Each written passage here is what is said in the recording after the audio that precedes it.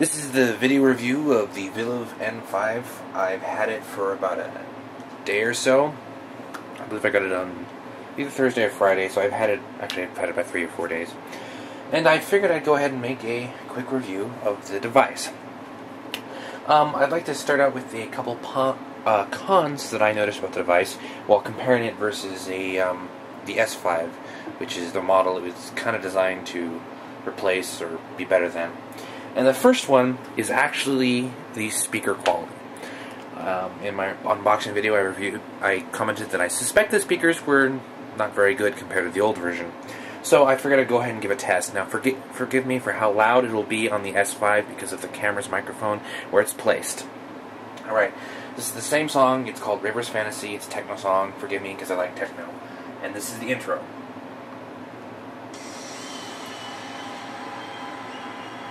That's at max volume.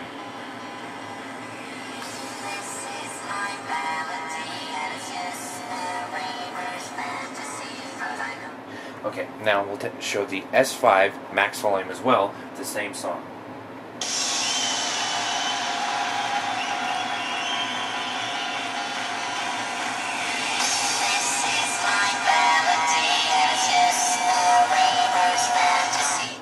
So, speaker quality is, in my opinion, kind of a concern. As a result, I've also discovered that there's actually only one speaker behind the screen in the Viliv N5, so it actually comes out of the left side heavily, so it kind of defeats the purpose of watching some shows.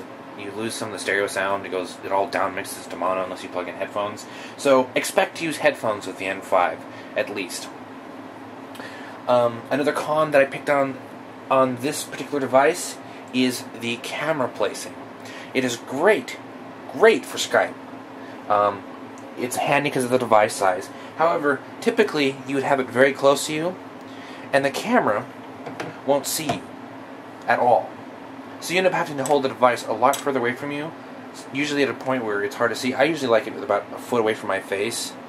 I have to hold it out about 2 or 3 feet away for the person to be able to actually see me on the camera, which is annoying because the screen is so small, it's at a higher enough resolution that it kind of it's hard to see as it is, and then when you have to make that extra distance. But I also find I end up using this device further away from my person anyway, just because of its design. And in my opinion, the touchscreen on this thing is a little overrated. There is human interface drivers for the S5. I didn't use them because they actually increase the amount of pressure required for the touchscreen to register a touch. Sorry, the camera's out of focus. And with the fact that it only has an on-screen keyboard, it makes it very, very, very difficult to use the device with the on-screen keyboard because you have to apply so much pressure with your thumbs. So I ended up leaving the old their hacks drivers on it. But in my opinion, the touchscreen on this version is pretty much a waste because it's impossible to use with a stylus, and you can't really get a good position to actually write on. Even this is a little bit uncomfortable. And so the touchscreen, I mean, it's a nice feature because you do end up sometimes reaching up and doing a few things with the touchscreen. I will mention, though, the touchscreen is very good for one very important reason. And if you install a newer copy of Windows that isn't 7, or 7 Starter Edition, which I highly recommend you do instantly. Oh, I forgot to turn my Wi-Fi off. Anyway, there's in Windows 7, there's actually finger scrolling. So if you want to, you can actually scroll with your finger on a web page.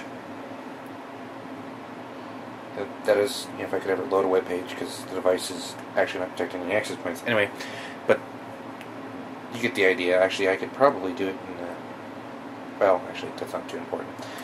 But I'm sure people are familiar with the Windows 7 ability to scroll on a touchscreen. That makes the touchscreen actually kind of worth it.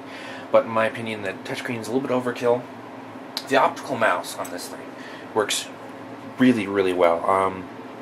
It takes a little while to get used to because it's a little bit kind of jumpy for the more finer stuff. But once you get used to it, it actually is really, really handy to actually have that kind of an interface with this device. I mean, the touchscreen's nice, but sometimes it's nice to have an actual physical mouse, and it also assists you with like when you're installing Windows or stuff that actually doesn't support the touchscreen. The keyboard is a little bit annoying because there's so many keys removed, and the annoying thing is while this one doesn't show the other slash, this key doesn't show the other slash, the function and press of this button is actually the other slash, which is important because you actually need that for browsing the network.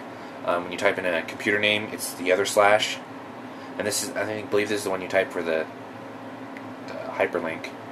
So it's not listed on the keyboard, but it really is there. But a quick look at the keyboard here. We can look. We have you have the ability to turn off your Wi-Fi, your Bluetooth, brightness up and down, change the external display, which is funny, seeing as how it doesn't actually have the output. They removed it. Volume up and down, mute, and then you've got your basic, F1 keys with the function. There's a couple keys that serve about 3 or 4 functions, because you hold down the function key and then hold down a shift modifier 2 to modify the key functionality. The lights on this device are very handy over the S5. This one in particular, the hard drive light, it's very hard to tell when your device is suffering because something is very hard, or using the hard drive very actively. There are probably software meters that you probably could get, but the physical LED readback is one of the most efficient ways of doing it. I've modified my device to not suspend when I close it. It's because there's no lock button, which is one of my favorite features on the S5, because generally I'll put music on or something, or I'll put on a TV show while I'm laying in bed, and my fingers will be on the touchscreen. And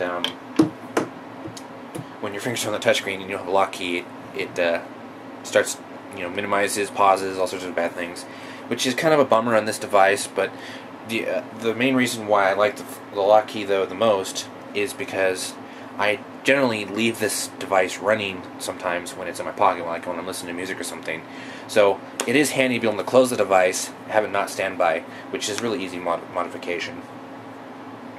It comes with this again, which is the world's most useless stylus. It is great for a hand thing, though getting that stylus thing in, it took me about 10 minutes and a needle to do, so expect that to take you a little while. It wants to go, there's actually behind here, there's actually a hole that goes into the device. You end up losing the rope or whatever this is into the device instead of having it push in and then come back out, and it takes a lot of effort to get that out. But the review of this device is, overall, it is a very, very sturdy device, like the Viliv S5. I'm sorry.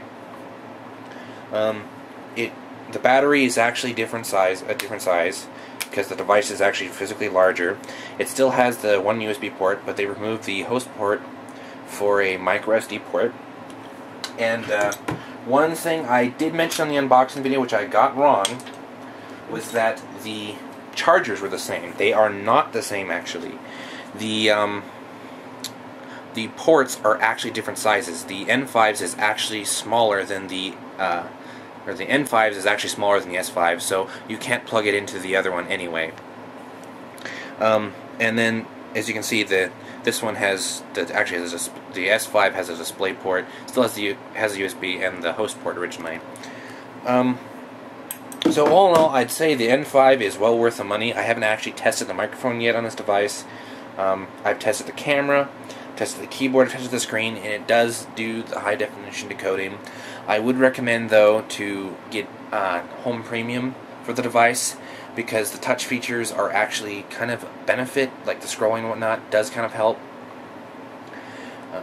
It's not necessary, but I just recommend it. Anyway, this is the Viliv N5. I'd recommend, if you like the S5, and the only thing you didn't like about it was the lack of a physical keyboard, it is a great replacement to the S5 for most features because of its physical keyboard. And if you just want a device that's pocket-sized, that runs Windows, and has a keyboard, I'd recommend the Viliv N5.